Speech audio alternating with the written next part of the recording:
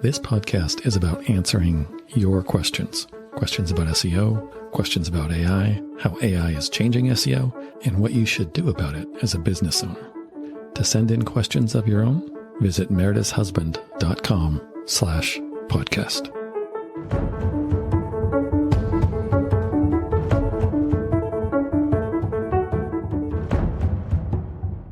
Okay, podcast. No, shit. I'm going to start that one over. Okay. Google Business Profile. Oh, yes. So this is something we've talked about before. I probably mentioned it many times. Okay. I'll take your word. We dedicated an entire episode to it. Uh-huh. But that was like over 100 episodes ago. Oh, my gosh. And some things have changed. I don't know about that. And this is also something I teach more in depth. I have lessons in this on my website. Excellent. So what I was thinking, yes, because things have changed, yes, and even if things have not changed, lots of people have started listening to this podcast since like episode 41 or whatever that was. Yes. So Thank you. Hi. I'm going to cover it again. I'm just going to drop in a little segment here from one of my lessons about this. Okay. Portions of that lesson. Okay. Because it's pretty useful. It's pretty helpful. Yeah. Are we going to listen to it together? Yes. I'm going to make you listen to it. I'm happy to. All right. Especially if I don't have to hear my own voice. Yeah. All right. So let's go. All right. In this video, I'm going to talk about how to optimize your Google Business Profile. So in the last video, there was some homework. You went to Google Search Console and you looked up which keywords, which queries were most popular for your website. How are people most often actually getting to your website? One thing that you may have found is that people are searching for your name or your brand name. It's pretty common. And in fact, you may have found that that's the most popular query. That's the most popular way that people are finding your website. That is also common, whether the numbers are small or whether the numbers are big, because people could be looking for you by name for a number of reasons. It could be they maybe have worked with you in the past and they just are trying to get to your website. Could be they have seen your name on social media or heard your business name from a friend or heard about you somewhere else. And now they're interested. They need a photographer. They're thinking about hiring you. Could also be, could be your mom. Could be, it's like competitors, looking to see exactly what you're offering. At least some of those people are going to be looking for you because they are interested in potentially hiring you. And they are doing at least some amount of research. Okay, these are going to be probably your best clients, the ones who do a little bit of research. They're not just contacting you blindly. They're trying to learn a little bit first. And they obviously have already heard about you. Okay, they have your business name, they have your personal name, and they're searching for it. They are taking the next step. We want to make a really strong first impression or a really strong next impression on those people, because not only are they likely to be good clients, they are also going to be much higher converting. And that means those people, they have a much better chance of actually contacting you than people who find your website by some other sort of search than anything else. I can see that from looking at Google Analytics. It's just a simple fact. And the difference is very noticeable. So we want to make the best first impression or next impression that we can on those people. That's number one, why we are doing this. Number two, the second reason why we are doing this is this improves the odds of your website appearing in local searches. So when people do a search for photographers near me, taking these steps is going to improve the odds that your website is going to show up for searches like that. Okay, so I have 12 steps, 12 things that we can do here. I think that I would call these the must-do items. Number one, your business name. Whatever you put here in your business name, it's going to need to be consistent.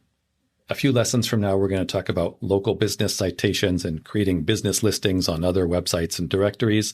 The business name always needs to be exactly consistent.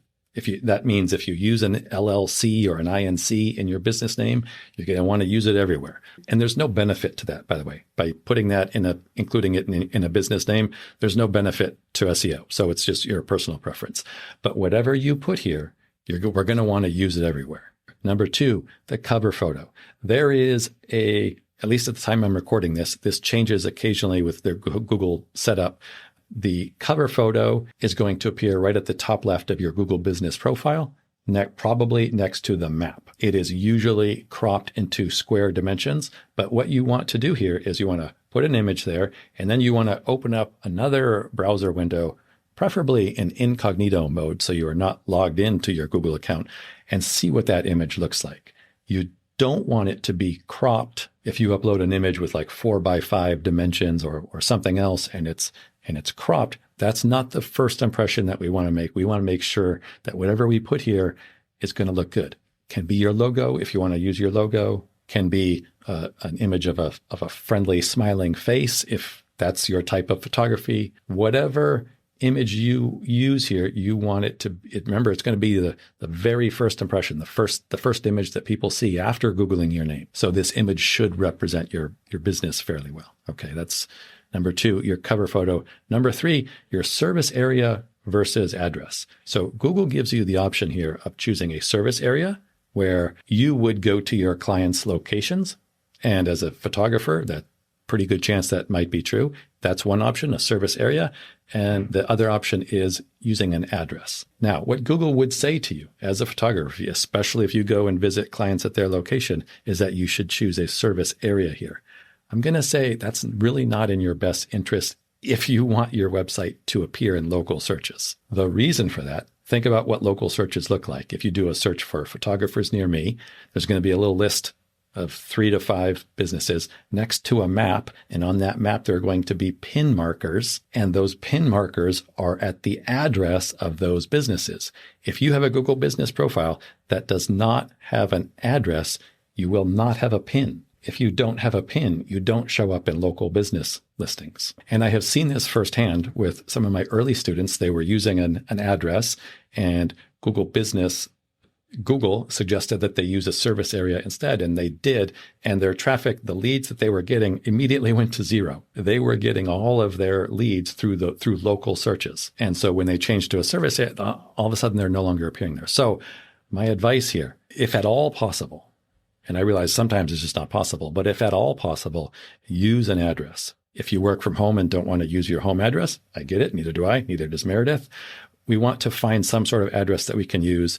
Do not, however, use a PO box, a post office box. That does not work. That will probably get your listing suspended. But do look for some sort of private solution. There are some national chains that sell these sorts of this address service solution to small businesses. I don't know what's going to be available in your area, but that is often a good solution.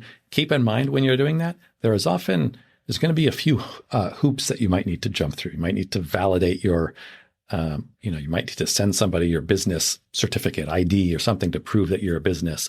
And it's going to seem like a hassle. It is a hassle, but it's there for a reason. And the reason is that SEOs, especially representing local businesses, for years have tried to spam this system. And lesser quality SEOs have done things like try to fake a whole bunch of different addresses to improve odds of our clients getting displayed in local results. And so Google is trying to eliminate that or reduce that amount of spam, that behavior. And so getting a local address often is going to feel like a hassle. It's that way for a reason. It's absolutely worth it. Just know that when you're doing it, there's a reason you're doing it. And it might seem like a hassle. Hopefully that prevents some of your competitors from doing it, and you will then have the advantage. And the only other thing to think about is if you think about the geographic area where you serve clients, try, if you can, to get an address right in the middle. So if you're visualizing a map and you have a circle on that map and that's where you serve clients, a pin right in the middle of that circle would be probably what you want to do. That's going to give you the best odds of appearing in those local search results. Okay, so that's number 3, service area versus address. Number 4, your logo. So at the time I am recording this, you can still upload your logo to Google inside your Google business profile, but it's not being displayed on the front end. Not long ago, it was being displayed. Good rule of thumb here. Upload your logo, use whatever dimensions that Google suggests. If they don't have a suggestion, again, these things change with Google, but upload your logo. Again, go to your incognito browser and take a look and see how it displays. Also here, we don't want to have our logo cropped. So it might be square, it might be 4x5, whatever it is, just make sure it's going to look good to users on a browser. Okay, number 5, your business info, your business phone number is important. And the reason it's important, you want to have a local area code. You don't want to have, like Meredith, for example, has a cell phone, but she moved from LA, and she still has that area code.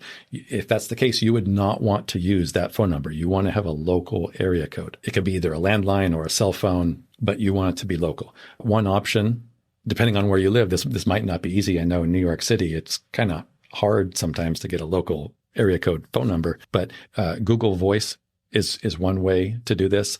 Again, sometimes if you're doing that, if you put in the area code you want, they won't be available. They will suggest like a neighboring city or something. I would highly encourage you to look for some sort of solution where you can get a local area code if you don't already have one. Okay, so that's number 5, your business phone number. Number 6, products and prices. So Google will allow you to place in your business profile your products and services and the prices. Now, they have gone back and forth. I think initially it was just products, and then they added products and services. But even if they have gone back or will go back to just products, you might think that as a photographer, you don't have a product, you have a service. That's close enough. That's a product. Your session is technically a type of product. It's something that people purchase. I would say you probably have a session fee. You probably have some sort of other fee for however you deliver the photos, whether it's on a hard drive or in an album or whatever it is. Those are products. Products that you can include your prices, so you can start to educate people here, and you can include images. You can include an image for every product. Again, remember, this is one of the only opportunities, probably the only opportunity, where you can control exactly what image you are going to display on Google before people get to your website. Okay, you can't do that very often. In fact, you can really never do that. So absolutely take this opportunity to do that. That's number 6, your products and services with prices. Number 7, product categories. So in addition to the products and the services, you can also have categories. So for example, Meredith's a photographer. She has a session fee. She has albums, wall art, digital files. Those are all products. Product categories would be something like children's photography, pet photography, event photography. Again, we can include images. And here, what's important is you don't put prices on a category, but the way you name the product categories, and this applies to the products and services also, but the way you name them is important because there's not a lot of space. You're not working with a lot of, so you can't have a really long product name or product category name. It's going to be truncated, meaning Google's going to cut it down to like, I don't know how many characters, but it's going to be relatively short. So enter something, then again, go out to your incognito browser, take a look, see where it's truncated, make sure that it still looks good and that it still sounds like something that's appealing after Google has shortened it. A lot of times what people might do is they'll say like, fabulous such and such. And then what appears to users on the front end is just the fabulous or part of the word fabulous. What you want to do is you want to make sure that whatever it is, whether it's an album or pet photography, you want to make sure that those keywords are up near the beginning so that they don't get cut off. That's still going to look appealing to a person, to somebody reading it. And if nothing else, just confirm in their mind subconsciously that, yeah, you have what they are looking for. Okay, so that's product categories and product naming. Number 8, from the business. So there is a section there called From the Business. I think on the back end of Google Business Profile, this is actually called Business Description. Again, Google changes things like this. So business description or from the business,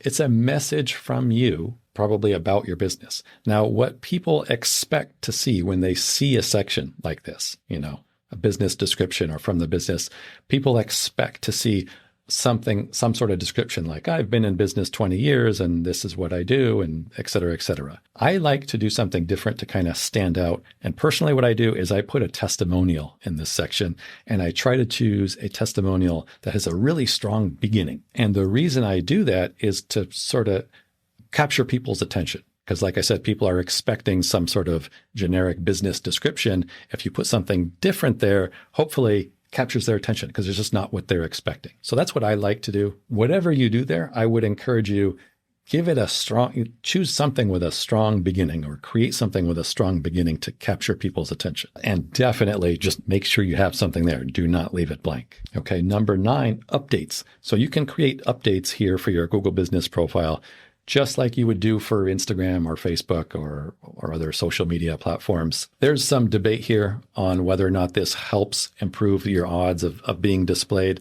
My opinion is that, well, yeah, Google says this doesn't improve your odds of being displayed. And of course, Google is going to say that. Inside the industry, we all expect Google will say that. My feeling and my colleagues' feeling is that it absolutely cannot hurt. And it probably does help a little bit. So what I do personally is I take a thumbnail from a recent podcast episode, and it has, a thumbnail and some text there. And I use that. Another chance to display an image, another chance to send sort of marketing message about what, for me, I'm educating people. What do I talk about? What are my topics? For you, it might be some images about, of weddings or whatever type of photography you do. Something else you could do here, if you are active at all on Instagram or Facebook or other social media, look back over the last month or 2 or 3 and just take a few updates that were, popular, however popular they were amongst your updates. Choose the ones that were most popular and post them on Google.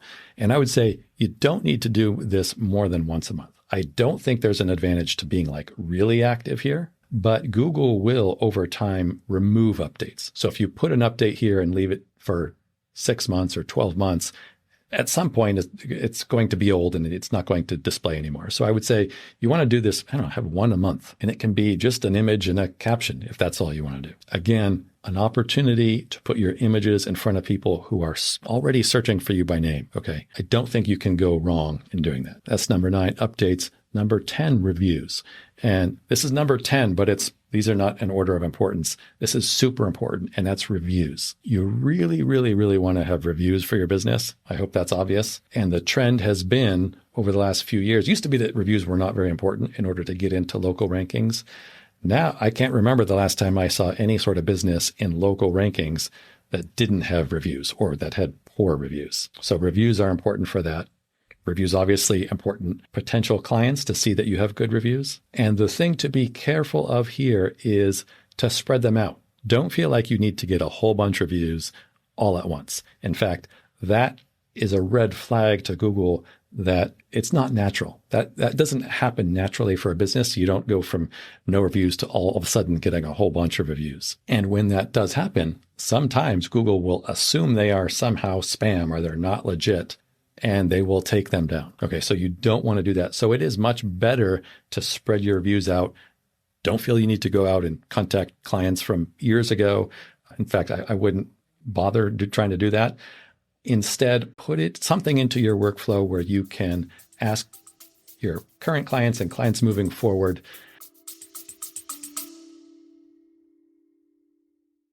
I've been using Whisperflow recently. You may have heard about this. It's an AI app that helps you transcribe your voice into written text. Now, I had pretty low expectations for this. I only tried it because there was a free trial, but I didn't expect it to be any different than the other apps that are out there that do this. But I've got to say, it has been mind-bogglingly good. I'm not going to say any more than that, but if you want to try it out, there's a referral link below that will get you a free month instead of the free 2 weeks that's offered on their website. No catch, but then if you decide to keep it, then I get a free month also. So it's there if you want it.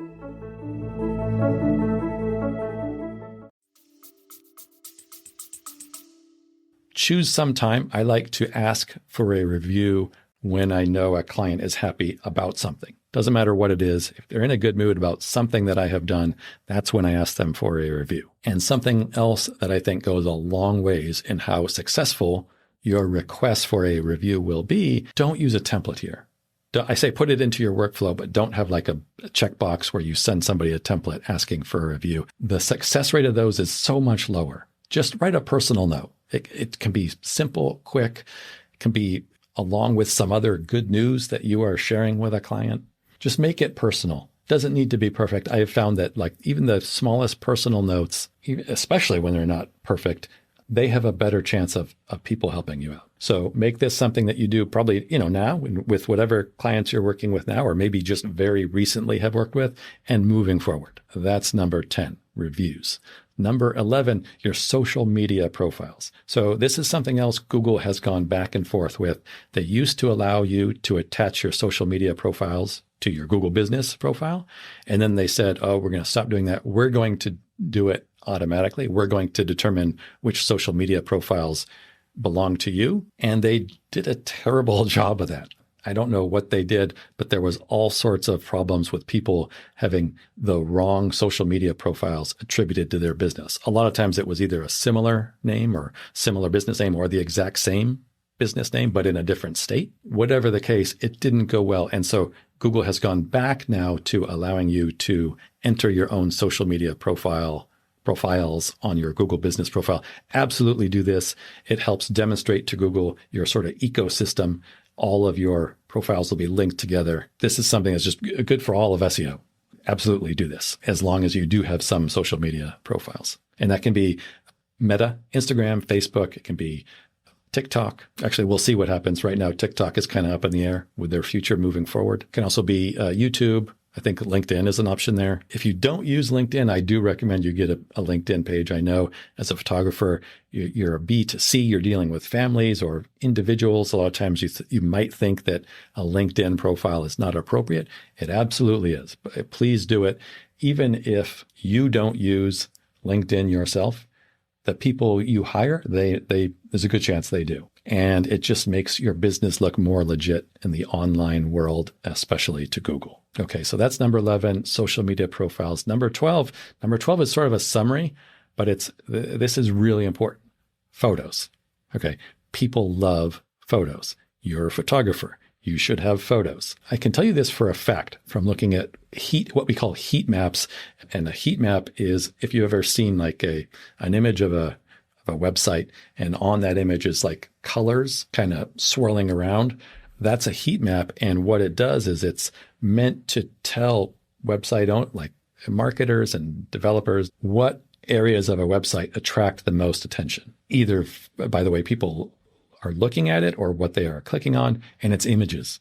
Images always attract the most attention. So in creating your Google business profile here, just know these images they're going to be the first things that people glance at. Even if they only look at it for a tiny fraction of a second before then scanning text, they're going to look at the images first.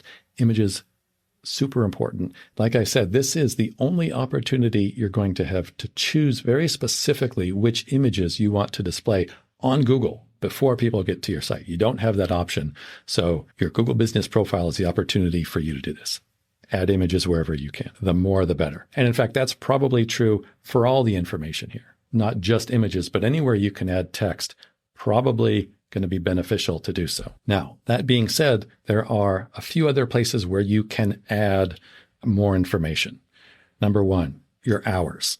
Whatever your hours are, you may or may not have official business hours. Whatever is appropriate for you, I would say, try to include business hours. For me, my business hours, I made them 24/7 because my website is available 24/7 and content is available on my website 24/7. If you have hours that you do or don't offer sessions or days of the week, or you have hours or days of the week that you do or don't, say, respond to emails or answer your phone, whatever is appropriate, do have some office hours, very helpful. And also, we're going to want to make these hours consistent everywhere. So like I said earlier about the business name, same thing is true here. Just choose whatever is going to be appropriate for you and use those as business hours. Now, a couple other options. They have Google Business Profiles allow you to have a chat feature. Now, I don't use this personally because I don't want to be responsible for monitoring the chat on my end and getting back to people. So I don't use this. If that's the case for you, I certainly understand you wouldn't want to use this. And then a similar feature is they have questions and answers. Again,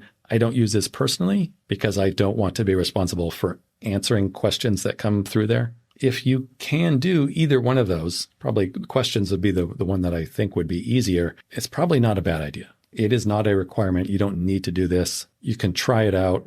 If it doesn't work, if it takes too much work on your part, you can disable the feature. Or if you're just uncomfortable with that idea, like I am, again, it's not a requirement. And then the final option is something called bookings. And this is when you use a service like Calendly or something where people do some sort of automated booking, Google connects directly to services like that. Now, again, I don't do this, wouldn't be appropriate for me. If that's how people contact you, if that's what's on your contact page, for example, is people schedule a phone call with you or a Zoom call with something like Calendly, then I would say maybe try to connect it here and see how that goes. Again, it's not a requirement, but I have a feeling that using that sort of feature here would be beneficial because it's something that Google wants to do. Google wants to keep people on google.com, using google.com. If your potential clients can book a call with you right on google.com, that is something that I think Google might, they're never going to say this, but they might give some preference to businesses doing that. But again, that's only if you already use Calendly. If you don't use Calendly or something like that, I would say probably not in your best interest to create it just for Google Business Profile, only if that's how you already capture leads. Okay, so 2 things we have learned today. Number 1, how to make a better, stronger first impression or next impression on the people who are already searching for us by name. And number 2, we have improved the odds of our website being displayed in local searches, like photographers near me. If we take these steps, our website has much better chances of showing up for those searches. And remember, we've done this. We haven't even touched our website yet. We haven't done anything to our website. So that's what we're going to do next. We're going to look at the CTAs, the calls to action. That's where people either contact you, they decide to contact you, or they decide not to contact you, and how we can make that better. I hope this helps. Okay, so let's pretend that you actually just listened to that. And it was, of course, amazing. Oh, my gosh. Do you have anything to add? I can't add anything except you are so right. Yeah. Yeah. Anyway. I don't even have any questions. It's the first time for everything. There it is. All right. I hope it helps. Thank you. Bye. This podcast is about answering your questions. Questions about SEO, questions about AI, how AI is changing SEO, and what you should do about it as a business owner. To send in questions of your own, visit meredithshusband.com/podcast.